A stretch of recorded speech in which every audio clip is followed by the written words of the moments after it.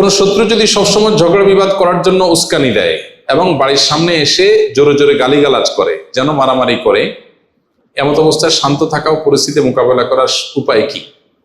দুনিয়ার সবচেয়ে কঠিন কাজগুলোর একটা হলো মাথা ঠান্ডা রাখা। কি রাখা? মাথা ঠান্ডা রাখা, সবর করা, সংযম করা। এটা হলো দুনিয়ার সবচেয়ে কঠিন কাজগুলো একটা। অনেক লম্বা লম্বা ওয়াজ করাও সহজ, কিন্তু জায়গা মতো সবর করা সহজ না।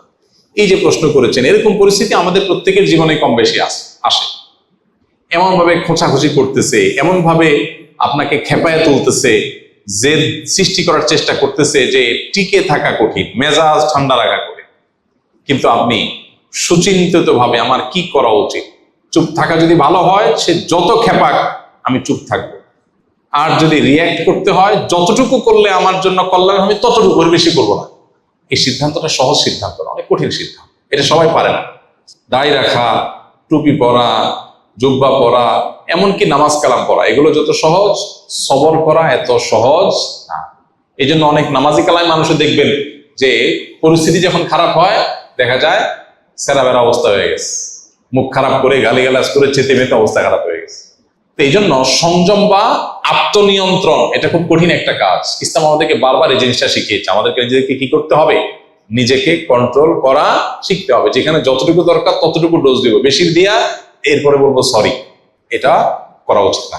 তো এই জন্য কেউ যদি আপনাকে ঝগড়া বিবাদ করে, গায়ে পড়ে আপনাকে খেপানোর চেষ্টা করে, আপনি নিজেকে ঠান্ডা রাখবেন। আপনার জন্য একটা সান্ত্বনার হাদিস আছে, কিভাবে ঠান্ডা রাখবেন, ওই হাদিসটার কথা মনে রাখবেন।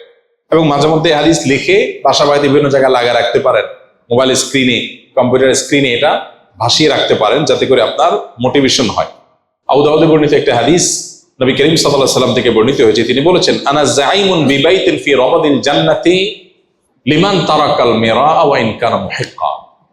অর্থাৎ নবীজি বলেছেন, আমি জান্নাতের মধ্যে একটি প্রাসাদ পাইয়ে দেওয়া। জান্নাতে প্রাসাদের মালিক হওয়া মানে কিন্তু দুনিয়ার মতো কোন ফ্ল্যাট প্লট বা বাড়ির মালিক হওয়ার মতো না। দুনিয়াতে মানুষ মালিক হয় কতদিনের জন্য? আপনি একেবারে দুবাইয়ের পামজমারিতে ফ্ল্যাট কিনলেন, আপনি নিউ ইয়র্কে ফ্ল্যাট কিনলেন, অস্ট্রেলিয়ার সিডনিতে ফ্ল্যাট কিনলেন, খুব সুন্দর সুন্দর জায়গায় দামি ফ্ল্যাট বাড়ি কিনলেন, কতদিন ভোগ করবেন? 50, 60, 70, 80 বছর, ঠিক না বেঠিক? মালিকানা তো এই পর্যন্তই। এরপরে মালিক হবে কে? ছেলে, বউ, অন্য কেউ। এরপর তো আপনি মালিক না, নাকি? তাহলে দুনিয়ার মালিকানা হলো 60, 70, 80 বছর বয়স পর্যন্ত। তাও তো মানুষ কিনতে কিনতে তো 40-50 বছর হয়ে যায়। এরপরে মরার বাকি থাকে আর 10-20 বছর। 10-20 বছরের জন্য ফ্ল্যাটের মালিক হয়, তাতেই কি ভাবসাব। আর জান্নাতের যদি কেউ ফ্ল্যাট আর অট্টালিকার মালিক হয়, সেটা কতদিনের জন্য হবে? অনন্তকালের জন্য, যার কোনো শেষ নাই, যার কোনো সীমা নাই, কখনো শেষ হবে না। সুবহানাল্লাহ। নবীজি বলেছেন, আমি ওই ব্যক্তির জন্য জান্নাতের মধ্যখানে প্রাসাদ আল্লাহর কাছ থেকে পাইয়ে দেওয়ার দায়িত্ব নিলাম। আমি গ্যারান্টি দিচ্ছি, আল্লাহর কাছ থেকে আমি তাকে জান্নাত পাইয়ে দিব। যে ব্যক্তি ঝগড়া করার উপলক্ষ তৈরি হওয়ার পরেও অন্যায়ভাবে তার উপরে জুলুম করা হচ্ছে, তারপরে সে কথা বাড়াচ্ছে না, কেন? ঝগড়া বাড়বে সেজন্য। সে নিজেকে নিয়ন্ত্রণ করছে, মুখ বুজে চলে আসছে, কথা বাড়াই নাই, পুরা উল্টা পাল্টা বলতেছে, পুরা অন্যায় করতেছে।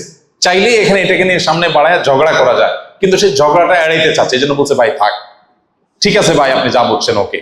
সে সামনে কথা বাড়াইতে চায় না। নিজের ন্যায়ের উপরে থাকা সত্ত্বেও, ন্যায়ের উপরে থাকলে সাধারণত একটু ঝগড়া করতে বেশি মন চায় না। শয়তান তখন উস্কায়, শয়তান বলে যে এই তুমি চুপ থাকবা, কি দুঃখে মিয়া, সে তো উল্টা পাল্টা কথা বলতেছে। আরে এইসব উল্টা কথা মানা যায় নাকি? ঝগড়া করার পর কেউ জিজ্ঞেস করে, ভাই এত চেতাস দিকে গেলেন, আরে ভাই কি উল্টা পাল্টা কথা শোনেন না, মাথা ঠিক থাকে। শয়তান যুক্তি দেওয়ায় না। কিন্তু ইমানদার, বুদ্ধিমান ইমানদার, যে ওই যে জান্নাতে আল্লাহ নবীর দায়িত্ব নেওয়া প্রাসাদের মালিক হতে চায়, সে কি করবে? সে দেখতেছে উল্টা পাল্টা হচ্ছে, দেখছে যে কথা বললে এখানে ঝগড়া হবে, ঝগড়া হলে আমার মেজাজটা গরম হবে, তার চাইতে বলে ভাই ঠিক আছে ভাই। ওয়াইদা খাতাবাহুমুল জাহিলুনা ক্বালু সালামা। জাহেলদের সাথে কথা বললে বলবে সালাম। এই মানুষটা খুব কম সমাজে, এই মানুষের সংখ্যা খুব, কারণ জান্নাতি মানুষটা কম হবে। তাহলে এবার দেখেন, যৌক্তিক হোক, আপনার কথাটাই সঠিক, সে উল্টা পাল্টা বলতেছে, ফেসবুকে একদিনে পোস্ট লিখছে, আর দেখলে মেজাজটা কি উল্টা পাল্টা কথা বলতেছে, এই জন্য আপনি কমেন্ট বক্সে গিয়া তার গোষ্ঠী উদ্ধার করে গালিগালাজ দিল, সে আবার আপনার গোষ্ঠী উদ্ধার করে, আপনি আবার তার দাদার গোষ্ঠী উদ্ধার করলেন। এভাবে আস্তে আস্তে সামনে বাড়তে থাকলো। বুদ্ধিমানের কাজ সম্ভব হলে যৌক্তিকভাবে পারলে তাকে বুঝালাম, আর যদি মনে হয় বুঝাতে গিয়ে উল্টা বরং আমারই মেজাজ গরম হবে একটু পর, তার চাইতে ভালো বলবো ভাই ঠিক আছে আপনারটা নিয়ে আপনি থাকেন, মুস্কি হাসি দিয়ে চলে আসবো। এটা হলো বুদ্ধিমান মানুষের কাজ। ওয়াইজা খাতাবাহুমুল জাহিলুনা ক্বালু সালামা, জাহেলদের সাথে কথা বলবো ভাই সালাম, সালাম ভাই সালাম, থাকো তুমি, আমি ঝগড়াতে নেই। ইমানদারে তো ফালতু সময় না বসে বসে তেনা পেঁচান। এই জন্য ভাই গ্রামে শহরে সব জায়গায়, বিশেষ করে গ্রামে তো এগুলো অনেক বেশি হয়। আইল ঠেলা ঠেলি, জমি ঠেলা ঠেলি, গন্ডগোল, ফাসাদ, মানে গায়ের উপরে এসে এসে পড়ে, তাই না? ঠিক রাখা কঠিন, কিন্তু এই কঠিন কাজটা করতে পারলেই জান্নাত পাওয়া যাবে। আল্লাহ আমাদেরকে তৌফিক দান করুন। একজন মহিলার স্বামী মারা যাওয়ার পর তিনি অন্য এক পুরুষকে বিয়ে করেন, পরবর্তীতে তারা উভয়ই মারা যান। এখন আমার জানার বিষয় হলো ওই মহিলা জান্নাতে কোন স্বামীকে পাবেন? এই মহিলা, তাকে তার আগের স্বামী অনেক ভালোবাসতো, উনি মারা গেছে, এখন তারে যদি না পায় তাহলে জান্নাতে তার কষ্ট হবে না? আবার সে যদি তারে পায় তাহলে দ্বিতীয় যে স্বামী ছিল বেচারার দোষ, মুসিবত না? আমরা মানুষ হিসাবে আমাদের সংকীর্ণ দৃষ্টিভঙ্গি বা সীমাবদ্ধ চিন্তার কারণে আমাদের কাছে এই জাতীয় বিষয়গুলো অনেক ডিফিকাল্ট মনে হয়। কিছু কিছু মানুষ প্রশ্ন করার সময় এমন প্রশ্ন করে, হুজুর একটা মাসালা আছে আজকে, জটিল মাসালা কিন্তু হুজুর, উনি খুব আদা জল খেয়ে একদম প্রস্তুতি নিয়ে আসছে, উনি আজকে জটিল মাসালা নিয়ে আসছে। ওটা শোনার পরে দেখা যাচ্ছে আমার পাশে থাকা ছাত্রই হেসে দিচ্ছে, যে এই মাসালার জন্য ওনার কাছে যাওয়া লাগে না, এটা তো আমিই পারি। কিন্তু যিনি আসছেন তিনি মনে করতেছেন এটা কি মহা জটিল। তো বান্দা মনে করতেছে আল্লাহ এখানে কি করবে, নাউজুবিল্লাহ, আল্লাহ তো এখানে সিদ্ধান্ত দিবে কিভাবে, একজনকে দিলে আরেকজন নাখোশ হয়ে যাবে। আল্লাহর চিন্তা আপনার না করলেও চলবে। আল্লাহ রাব্বুল আলামিন কতভাবে সমাধান করতে পারে সেটা আল্লাহ তাআলা ভালো জানেন। একটা সম্ভাব্য ওয়ে, জাস্ট একটা আইডিয়া, আল্লাহ যাকে দিবেন, সর্বশেষ স্বামী যিনি, এক স্বামীর সাথে ছিল, সে স্বামী মারা গেলেন, আরেক বিয়ে হলো, এই স্বামী মারা গেলেন, আরেক বিয়ে হলো, সর্বশেষ যে স্বামী ছিল, এই স্বামীর সাথে যদি আল্লাহ তাআলা এই ভদ্র মহিলাকে দেন জান্নাতে, তাহলে প্রশ্ন হলো আগের স্বামীরা তার ভুলতে পারবে না, জান্নাতে তারা তো তার মিস করবে। উত্তর হলো আল্লাহ তাআলা তার প্রোফাইল থেকে এই মহিলাকে ডিলিট করে দিবেন। কি বলেন? তার মেমোরি থেকে ডিলিট করে দিবেন। এরকম কোন মানুষ তার পৃথিবীতে ছিল, সে হতে পারে না এরকম। আজকাল বিভিন্ন রোগের কারণেও তো মানুষ এরকম হয়ে যায় না, যে তার ছেলেকে ভুলে গেছে আর সে চিনে না।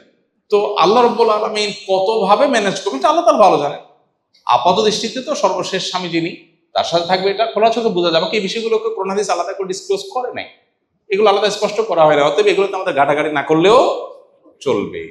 এখন মুশকিল হলো মানুষ দুনিয়া থেকে আখিরাতটাকে দুনিয়ার মতো মনে করে। মহিলা চিন্তা করে আমি কোনটারে পাবো, স্বামী চিন্তা করে হায় রে আমি পাবো কিনা। আরে চান্দু, কিয়ামতের ময়দানে ইয়া নফসি বলতে জান যাবে, কারে পাবে না পাবে সে তো বহুত পরের কাহিনী, তাই না? এই জন্য আমরা দুনিয়াটারে আমাদের মতো করে ভাবি, এই জন্য এরকম মনে হয়। যে এক মহিলা অনেক আগে লাইভে আমার কাছে প্রশ্ন করেছিল, লিখেছিল যে ভাই এমন কোনো আমল আছে কিনা যে আমি মারা যাওয়ার পরে আমার স্বামী আর কোনো বিয়ে করতে পারবে না। তা আমি বললাম যে আপনি মারা যাওয়ার পরে আপনার চরকায় তেল দিতে দিতে জান যাবে, স্বামী বিয়ে করছে না অন্য কি করছে এটা দেখার সময় আপনার হবে না।